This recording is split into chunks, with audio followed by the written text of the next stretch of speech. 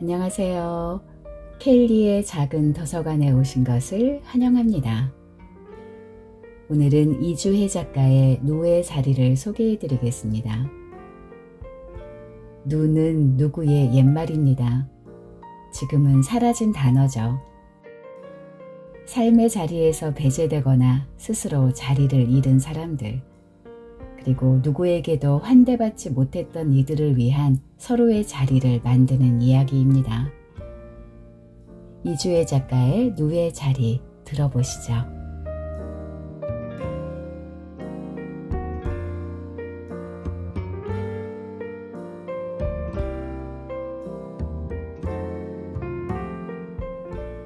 구멍은 좁고 길어야 한다. 이 시간까지 나는 오직 철저함 하나만을 목표로 달려왔다. 여러 번의 꼼꼼한 사전 답사를 거쳐 구멍을 뚫을 위치를 미리 정해두었고, 경내 CCTV 위치와 순찰 시간, 순찰 경로도 파악해두었다. 진입 방법과 시간을 정하기까지는 그리 오래 걸리지 않았다. 한 달 남짓한 잠행 끝에 나는 밤사이 2번의 순찰이 진행된다는 사실을 알아냈다. 직원들이 모두 퇴근한 후에 다소 격식을 차린 1차 순찰과 그보다는 형식적인 2차 순찰까지 마치고 나면 경비원은 주로 좁은 경비실에 들어가 눈을 붙이거나 신김치와 컵라면을 안주 삼아 소주 반병 정도를 비우곤 했다. 보통 자정이 넘어서 시작되는 경비원의 자작은 새벽 2시까지 이어지는 법이 거의 없었고, 4시 정도가 되면 광막하던 밤도 귀퉁이가 서서히 무너지기 시작했으므로 일을 치르기엔 경비원이 확실한 쪽잠에 들어가는 새벽 2시에서 4시 사이가 가장 좋았다. 축시에서 인시로 넘어가는 시간, 소가 물러나고 호랑이가 다가오는 시간, 진입 방법은 역시 담을 넘어가는 쪽이 나았다. 다만 담장이 낮거나 철제 울타리로 된 곳은 넘어가기 수월해 보여도 경비실과 CCTV가 너무 가까웠다. 산책을 빙자한 여러 차례의 사전 답사 끝에 나는 경비실에서도 멀고 우람한 나뭇가지가 CCTV까지 살짝 가려주는 최적의 위치를 발견했다. 다만 바깥쪽에 서면 담장이 내 키보다 훌쩍 높아서 맨몸으로 넘어가는 건 불가능해 보였다. 나는 집에서 멀리 떨어진 낯선 동네의 철물점을 찾아가 가벼운 접이식 사다리를 샀고, 어느 늦은 밤 산책을 하는 척 하다가 내가 점 찍어둔 담장에서 그리 멀지 않은 헌호 수거함 뒤쪽에 사다리를 감춰 놓았다. 바깥쪽과 달리 담 너머 땅은 거리 쪽 지면보다 높았고 흙과 마른 나뭇잎으로 덮여 푹신했다. 일단 사다리로 담장 위를 올라간 다음 거기서 안쪽으로 뛰어내리기로 했다. 혹시라도 발목이 접질리는 사고가 날까봐 미리 유튜브 영상을 보고 발목 강화 운동과 스트레칭도 꾸준히 했다. 진입 시간은 금은밤으로 정했다. 밤 10시만 되어도 근처 음식점과 카페가 모두 문을 닫고 조명이랄 것도 드문드문 서 있는 가로등이 전부라 일반 상점가나 주택가에 비하면 상당히 어둡고 적막한 곳이기는 했으나 만에 하나 담장을 넘어가는 모습이 누구의 눈에라도 띄면 낭패가 될 터였다. 산자의 몸으로 죽은 자들의 세계로 넘어가기엔 금은만한 시간이 없을 것이다. 구멍은 좁고 길어야 한다. 날로 연통을 갈아 끼워야 한다고 둘러대고 철물점에서 맞춤한 길이의 양철 원통을 구했다. 꼬챙이에 가까운 좁고 긴 모양의 호미도 구했다. 담장을 넘은 다음 작은 펜 조명에 의지해 점 찍어둔 자리까지 단숨에 걸어갔다. 사실 여러 번 예행 연습을 거쳐서 눈 감고도 갈 수 있는 길이지만 오늘은 배낭에 원통과 호미까지 들었으므로 자칫 넘어졌다간 요란한 소리를 내고 들킬 수 있다. 쓸데없는 위험을 감수할 필요는 없다. 끝까지 신중해야 한다. 생각해둔 자리에 도착하자마자 펜 조명을 입에 물고 원통을 땅에 박기 시작했다. 날카롭고 둥근 가장자리를 땅에 대고 나사를 박듯 돌려가며 흙 속에 박아 넣었다. 흙은 부드러웠지만 잔디 뿌리가 단단히 엉켜 있어서 원통이 부드럽게 박히지 않았다. 왜 무덤에 잔디를 입히는지 알 것 같았다. 작고 보드라워 보이는 것이 무엇보다 질긴 뿌리를 내려 흙을 지탱하고 있었다. 잔디는 예상 밖의 복병이었다. 나는 원통을 박다 말고 호미를 꺼내 그 안에 흙을 파내기 시작했다. 흙을 파낸다기보다는 안에 이어진 잔디 뿌리를 끊어내는 작업에 가까웠다. 선뜩한 가을 밤인데도 관자놀이에 땀이 줄줄 흘러내렸다. 침착하자. 나는 잠시 손을 멈추고 생각했다. 아직은 시간이 충분하다. 괜한 동요로 일을 그르치지 말자. 호미를 내려놓고 면장갑을 낀 손등으로 땀을 훔쳤다. 저 멀리 아파트 건설 현장의 대형 크레인이 어둠을 향해 붉은 등을 천천히 깜빡이는 게 보였다. 나는 그 전멸의 속도에 맞춰 호흡을 가다듬었다. 괜찮다. 아직은 괜찮아. 톳. 대꾸하듯 지척에서 무언가 떨어졌다. 나뭇잎 사이로 도토리 한 알이 추락했을까?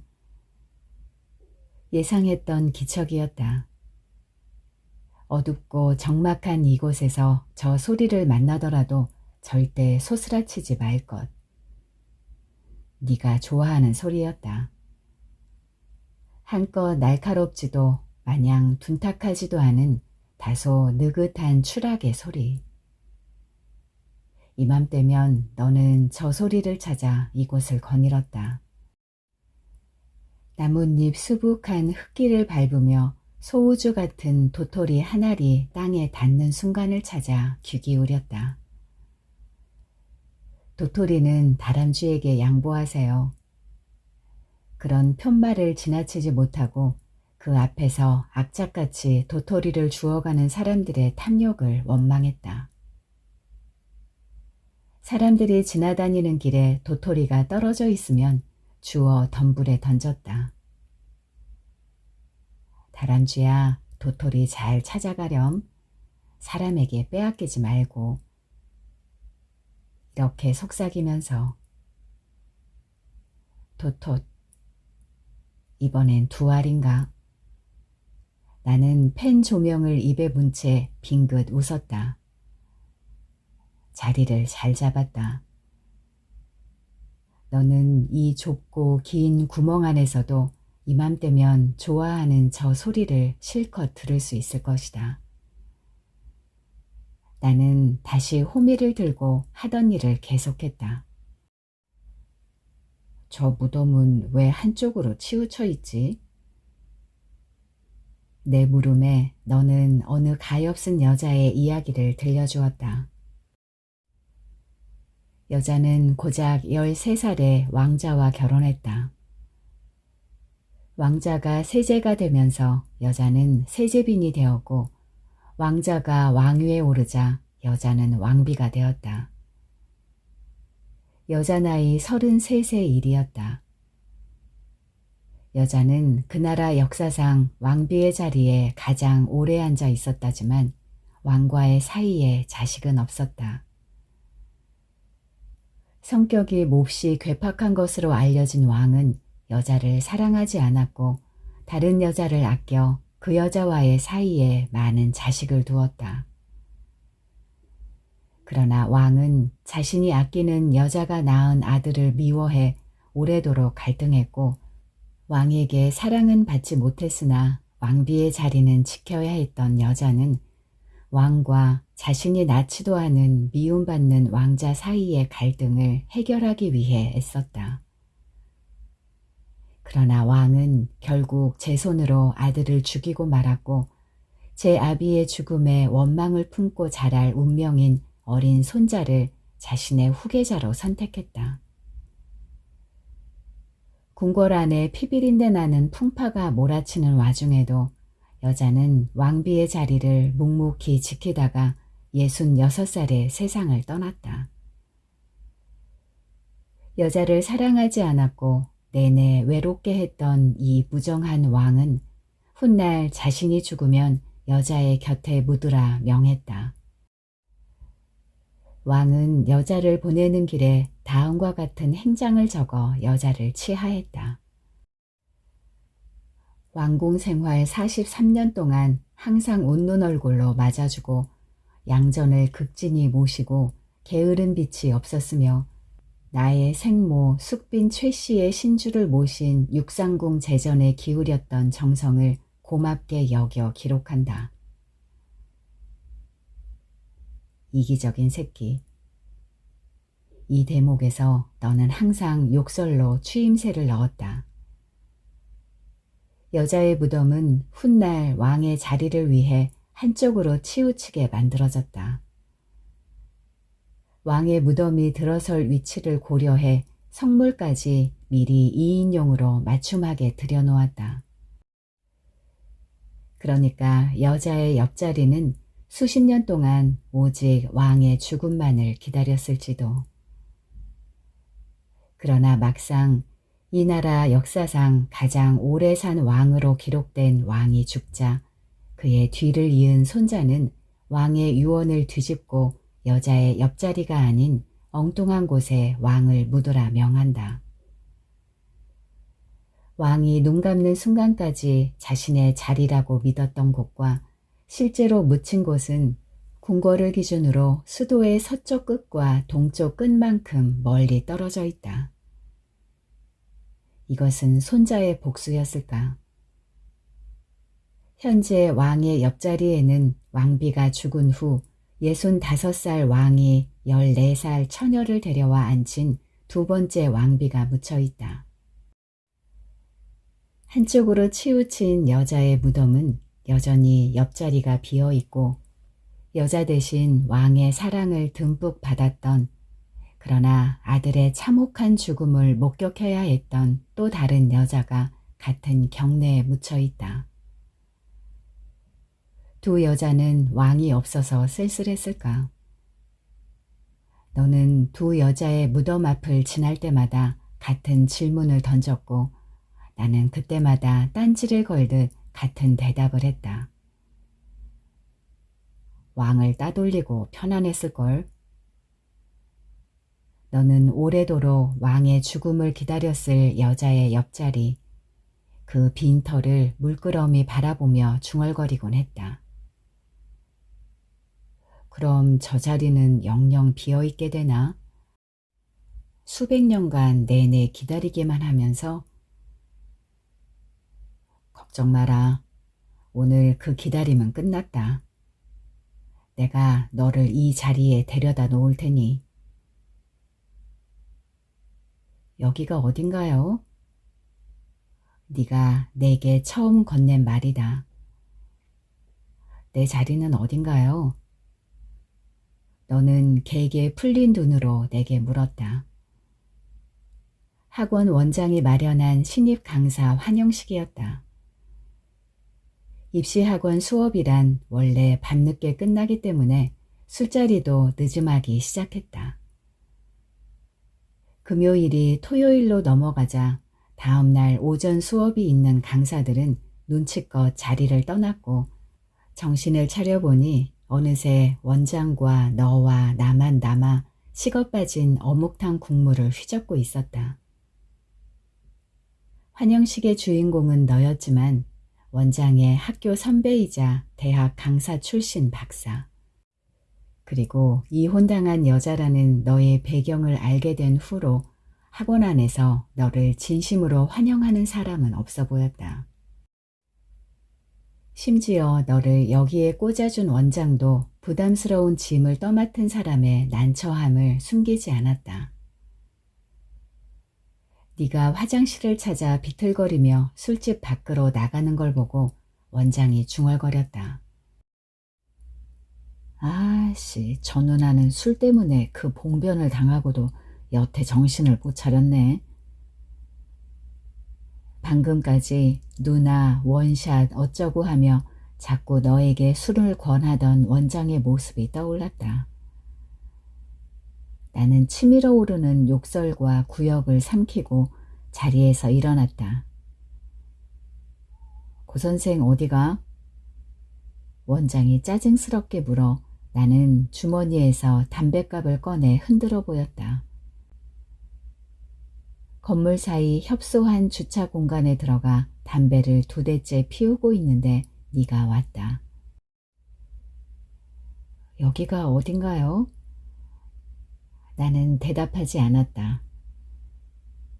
너는 나를, 내 입에 물린 담배를, 내가 기댄 담장을, 그 앞에 건물 외벽을 차례차례 일별하다 다시 물었다. 내 자리는 어딘가요? 네 입가에 토사물의 흔적이 보였다. 그런 네가 한심해 나는 담뱃갑을 들어보였다. 너는 고개를 끄덕였고 나는 담배 하나를 꺼내 네 입에 물려주고 불까지 붙여주었다. 너는 담배를 한 모금 깊숙이 빨아들이고 다리에 힘이 풀린 듯 주차장 바닥에 풀썩 주저앉았다. 치맛자락이 말려 올라가며 너의 마른 허벅지가 드러났다. 너는 앉아서 나는 서서 천천히 담배를 피웠다. 그날 이후로 너는 학원에서 유일하게 너를 환대한 사람이 나라고 착각했는지 자꾸 나를 쫓아다녔다. 나보다 한참 나이가 많은 네가 엄마 뒤를 쫓아다니는 아이처럼 내게 의지하려 들었다. 나는 딱히 네가 싫지는 않았지만 그렇게 좋아하지도 않으면서 다소 유치한 너의 질문에 대답하고 조금 성가신 너의 부탁을 들어주었다. 언제부턴가는 퇴근 후 함께 늦은 저녁을 먹고 술을 마시고 담배를 피웠다. 어느 날 복사실에서 마주친 원장이 드륵드륵 복사기 돌아가는 소리 사이로 말했다. 고 선생 성격 참 좋아. 무슨 말이냐고 눈으로 묻자 원장이 피식 웃으며 말했다. 희원 누나 말이야.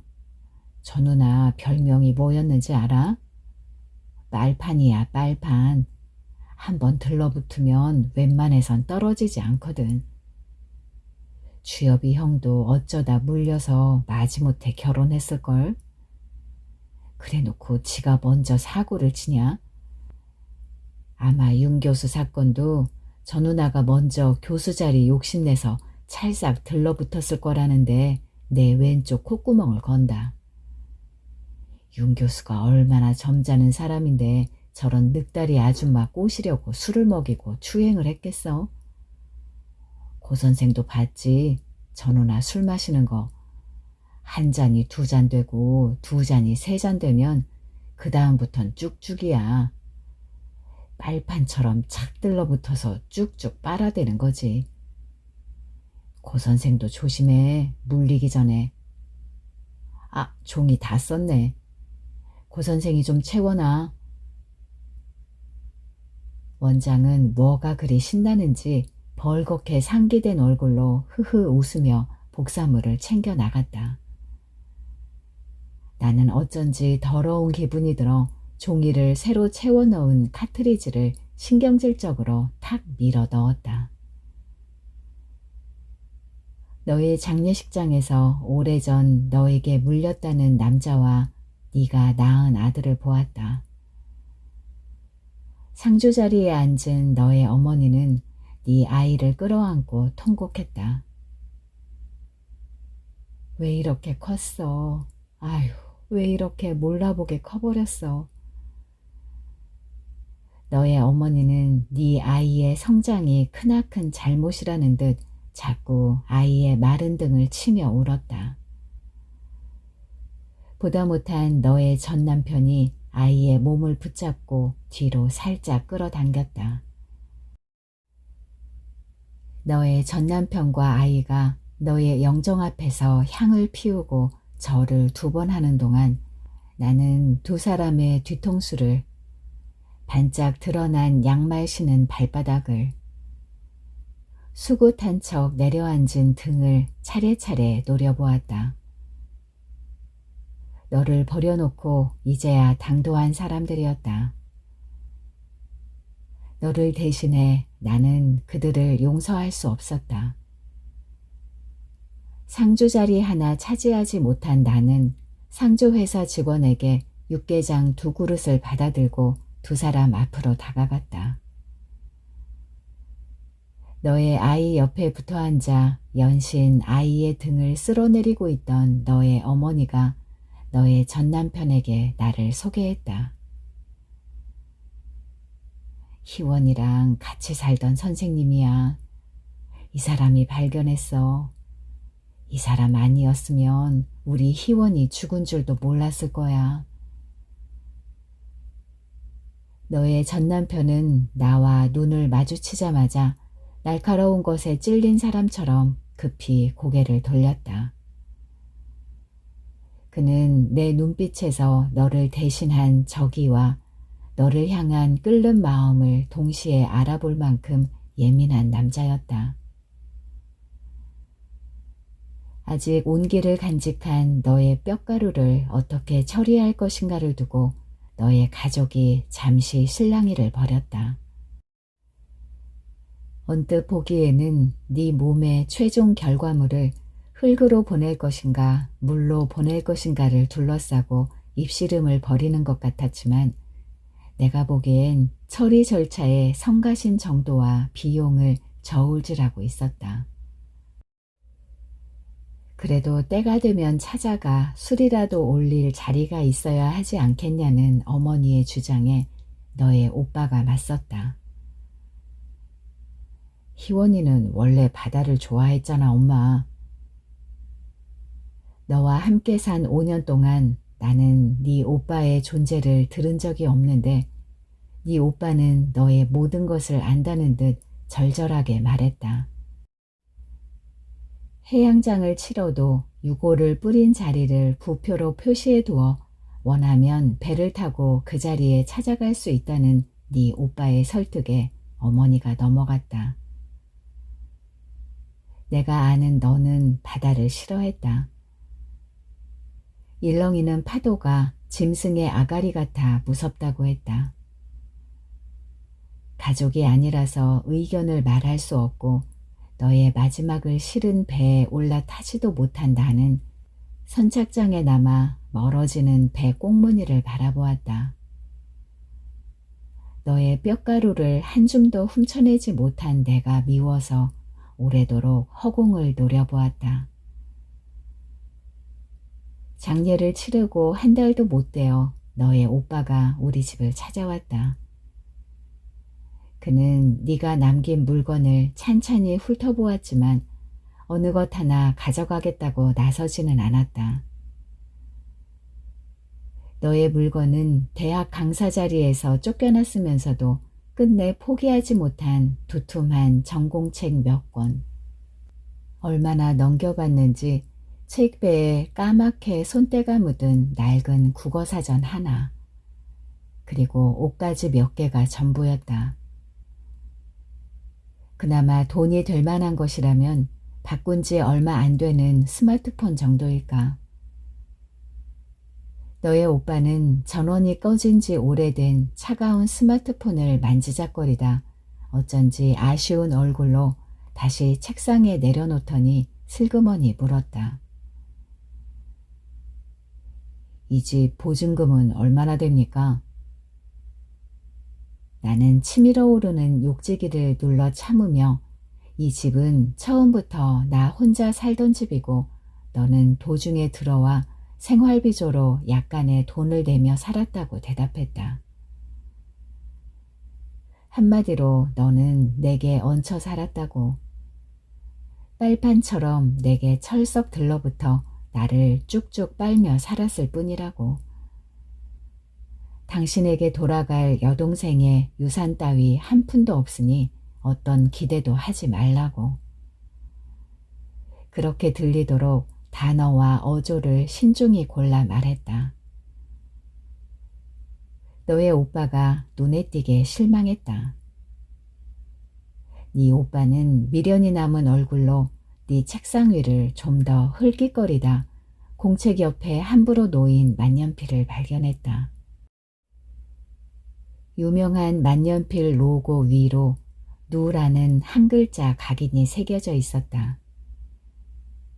너의 오빠가 각인을 살피다가 조심스럽게 물었다.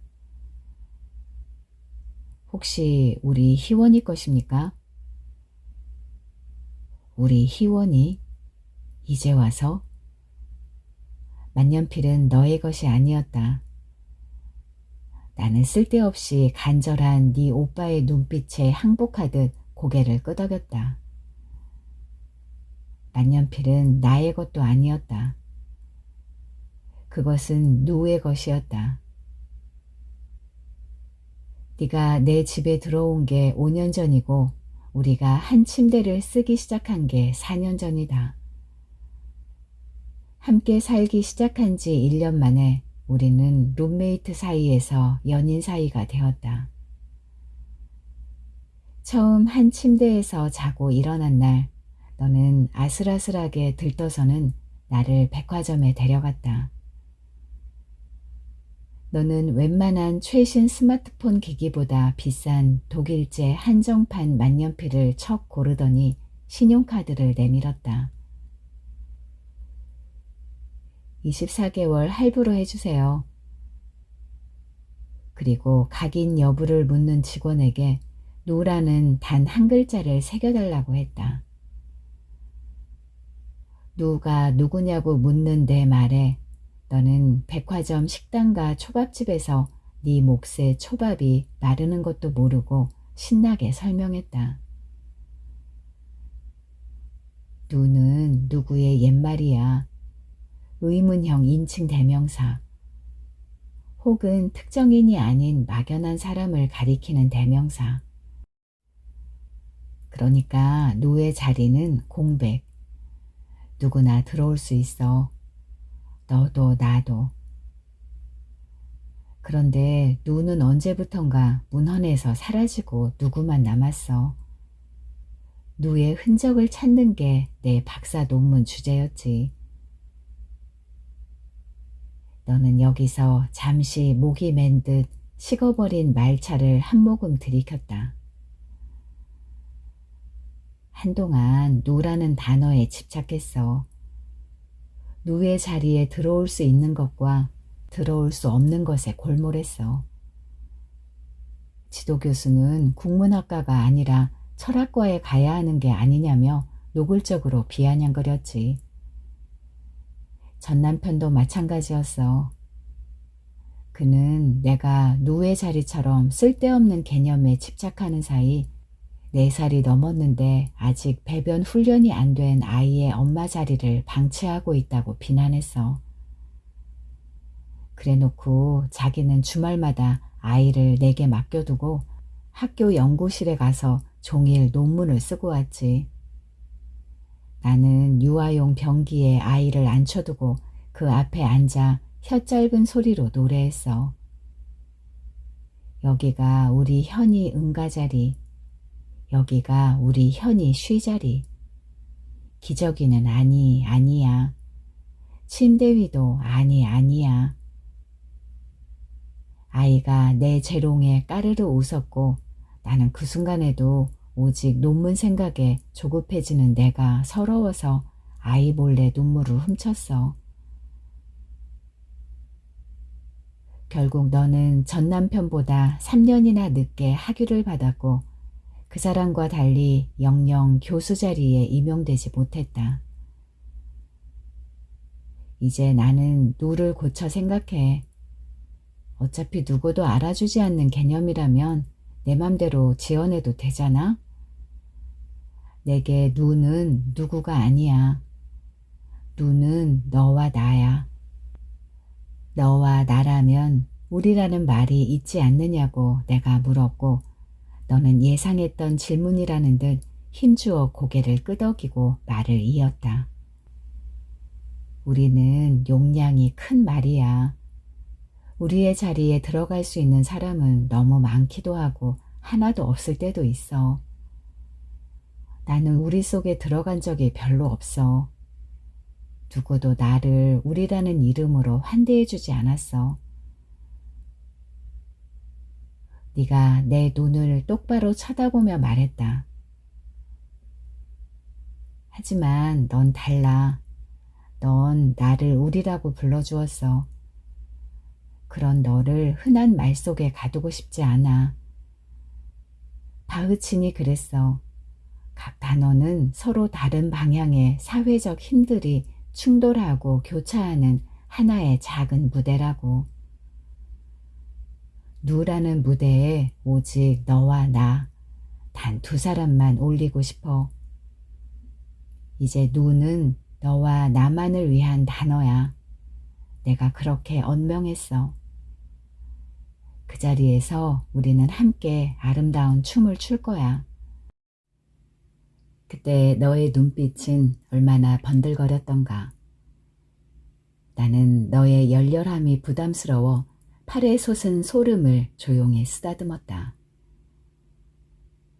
너의 것도 나의 것도 아닌 누의 것이 된 만년필은 네가 아끼는 공책 옆에 놓였다. 여기에 누의 이야기를 기록하자. 네가 원하는 것은 학창시절 유행했던 교환일기 같기도 했고 동아리방에 굴러다니던 날저기 같기도 했다. 우리는 한동안 공동일기에 몰두했다. 나는 지난밤 네 발이 내 종아리에 차갑게 다 소스라쳤던 일을 기록하고 그 옆에 한의원에 가서 보약 한 제 먹자. 수족냉증 할머니야. 라고 메모를 달았다. 너는 나의 귀가를 기다리며 읽었다는 오래전에 자살한 어느 여자 시인의 시 한 편을 필사하기도 했다. 만년필에 잉크를 채워넣고 카트리지를 세척하고 관리하는 일은 네 몫이었다. 공책을 채우는 너의 문장은 갈수록 뜨거워졌고 나의 문장은 조롱 혹은 냉소에 가까워졌다. 우리의 공동일기장은 서서히 너만의 기록장이 되었고 그마저도 1년 전부터 기록이 뜸해졌다. 누의 만년필은 책상 위에 방치되었다. 이 만년필 제가 가져가도 될까요? 우리 희원이 유품으로요. 너의 오빠가 말했다. 카트리지 안에 잉크가 남았다면 지금쯤 바짝 말라 고체가 되었을 것이다. 나날이 건조해졌던 누의 사랑처럼. 점점 고갈되어 갔던 누의 언어처럼. 만년필은 영영 쓸모없는 물건이 되어버렸을지도 모른다. 네 오빠는 저 만년필을 중고 거래 시장에 내놓을까? 저 가기는 어떻게 처리하려는 걸까? 나는 너의 서랍을 뒤져 만년필을 샀을 때 받은 케이스와 품질 보증서를 찾아 네 오빠에게 건넸다. 그에게 조금이라도 낭만적인 구석이 있어서 누의 만년필을 소중하게 간직했다가 가끔 너를 떠올리며 손에 쥐어보기를. 백지에 네 이름을 한 번이라도 끄적이길 기대하면서 저 펜촉이 간직하게 될 마지막 기억이 누까지는 아니더라도 적어도 너에 관한 것이기를 소망하면서 제비 뜨개방은 좁고 구불구불한 골목길 안쪽 길 모퉁이에 있었다. 뜨개방 주인은 네 이름을 알아듣지 못했지만 내가 보여준 핸드폰 속 네 사진을 보자마자 내 신분을 확인할 생각도 하지 않고 곧바로 네가 완성해 두었다는 옷을 건네주었다. 바로 입을 수 있게 실오라기도 싹 정리해두고 스팀 다리미로 한번 다려두기까지 했다고 했다. 주인은 왜 이제야 옷을 찾으러 왔는지 혹은 왜 네가 직접 오지 않았는지 묻지 않았다. 내가 비용을 묻자 주인은 얼굴을 살짝 찡그리며 말했다. 우린 실만 팔아. 손님들이야 여기 모여서 각자 뜨고 싶은 걸 뜨는 거지. 초보면 내가 가르쳐주고 또 서로 도와주기도 하고. 너는 이 옷을 뜨는데 필요한 흰색 면사를 그때그때 구입했고 치러야 할 남은 비용은 없다고 했다. 인사를 하고 가게를 나서려는데 주인이 날씨를 묻듯 심상하게 물었다. 잘 보냈어요? 주어도 목적어도 없는 말이었지만 나는 어쩐지 주어도 목적어도 다 알아들을 수 있었다. 신묘한 주인에게 다시 한번 고개를 숙여 인사하고 제비 뜨개방을 나왔다. 네가 네 손으로 뜬 너의 수의는 불이 붙자 한 줌의 재로 변했다. 종이를 태웠을 때 나오는 가벼운 재가 아니라 너의 성격처럼 질척거리는 재였다. 불이 사그라들기 전에 누의 일기장을 던져 넣었다. 양철통 안에서 까맣게 변해가는 너의 수의와 공책을 바라보며 나는 너의 식은 몸을 발견한 뒤 처음으로 따뜻한 너를 만지고 싶어 울었다. 구멍은 좁고 길어야 한다. 제법 깊이 박힌 원통 속 흙을 모두 파내고 거기에 질척거리는 너의 재를 부었다. 이제 파낸 흙을 다시 채우고 흔적을 지울 차례다. 수백 년 동안 왕을 기다렸던 빈자리 한 귀퉁이가 이제 너의 자리가 될 것이다. 너는 이곳에서 왕을 따돌리고 느긋해진 한 여자와 나란히 도토리 떨어지는 소리를 들으며 휴식할 것이다. 나는 사계절 내내 이곳을 찾아와 너와 함께 산책할 것이다. 그러면 비로소 이곳은 누의 자리로 완성될 것이다. 거기 누구요? 난데없는 큰 소리에 나는 화들짝 놀라 뒤로 넘어진다. 저 멀리 큼직한 손전등 불빛이 광선 검처럼 이쪽을 향해 흔들린다. 누구야? 남자의 조명이 그음의 어둠을 베며 이쪽으로 다가온다. 나는 빛에 쫓겨 왕비의 무덤 뒤쪽으로 몸을 숨긴다. 남자의 발소리가 적막했던 공간을 쿵쿵 울린다. 호랑이가 소를 쫓아 달려온다. 거기 누구냐니까? 누구 아니라 누. 나는 겁에 질려 눈을 질끈 감고 와들와들 떨며 중얼거린다. 누구 아니라 누라고. 우리는 누야. 여긴 누의 자리. 그러나 누의 자리는 너무 좁고 길어 너와 내가 한꺼번에 들어갈 수가 없다. 탓. 도토리가 남자의 외침보다 더 큰 소리로 떨어진다. 저 작은 것이 먼저 굴러가 무사히 노예 자리에 당도했으면. 나는 왕비 뒤에 몸을 숨기고 조금 더 몸을 움츠려 본다.